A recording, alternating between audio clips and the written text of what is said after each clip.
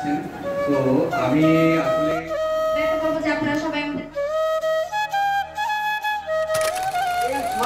সেই অক্সিজেন আমরা নিয়ে বসবাস করছি। আজকে বাংলাদেশের লোক সংখ্যা 16,51,লক্ষ এরকম সাম আজকে সেন্সরে যেটা প্রকাশ করেছে বেঁচে রাখবে। সেই প্রকৃতি বেঁচে থাকার মধ্যে দিয়ে আমরা যেহেতু প্রত্যেকে যদি আমরা এখানে 200 মানুষ থাকি, 200 মানুষ 200টা গাছ লাগালেও যে একটা দায়িত্ব আছে। আমরা দেখেছেন যে মাননীয় প্রধানমন্ত্রী এই অঞ্চলে জলবায়ু পরিবর্তন মোকাবিলাতে গরিব দেশগুলো নেতৃত্ব দিয়েছে, 2 বছর নেতৃত্ব দিয়েছে। জেলা প্রশাসক ছিলেন মানিকগঞ্জের, তার নাম ছিলেন আতাউর রহমান। তিনি একদিন আমাদের এই জলবায়ু পরিবর্তন বিষয়ে যুব সম্মেলনে এসে বললেন, হঠাৎ করে, এই তোমরা একটু সবাই চোখ বন্ধ করো তো, যুবকদের যেহেতু সম্মেলন তুমি করে সম্বোধন করো। আচ্ছা চোখ বন্ধ করেছ? বললো যে হ্যাঁ বন্ধ করেছি।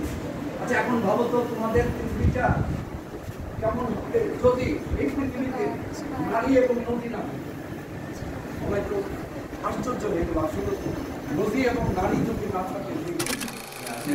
তো আমি আসলে সার্বিক সাফল্য কামনা করছি এই কারণে যে আমাদের পৃথিবীকে বাঁচাতে হবে, যে কথাটা তোমরা শুনেছো। আমরা চাই আমাদের পৃথিবীতে সুন্দর করে বেঁচে থাকি।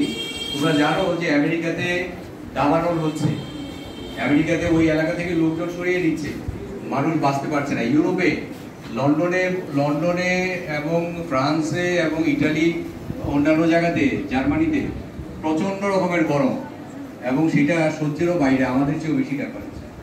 এই ঘটনাগুলো ঘটছে কিন্তু শুধুমাত্র আমাদের পরিবেশের একটা চেইন যেটাকে বলা হয়, এই শৃঙ্খলাটা নষ্ট হয়ে যাওয়ার কারণে।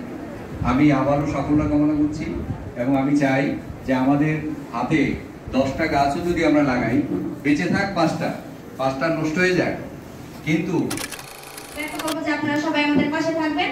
নিজের বাগান থেকে, নিজের আঙ্গন থেকে শুরু করছি বৃক্ষরোপণ। থ্যাংক ইউ, ধন্যবাদ সবাইকে।